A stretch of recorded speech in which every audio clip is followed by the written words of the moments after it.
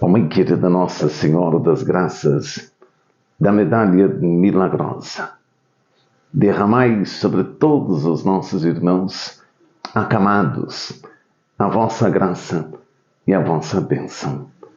Estendei, Mãe querida, sobre a vida desse meu irmão, sobre a vida desta minha irmã, a vossa presença, fortalecendo-os, ó Mãe, esses teus filhos que hoje estão no leito, seja ele hospitalar, seja no leito, na sua residência. Olhai, Mãe querida, por esses teus filhos, concedei a eles a graça e a bênção da restauração de sua saúde.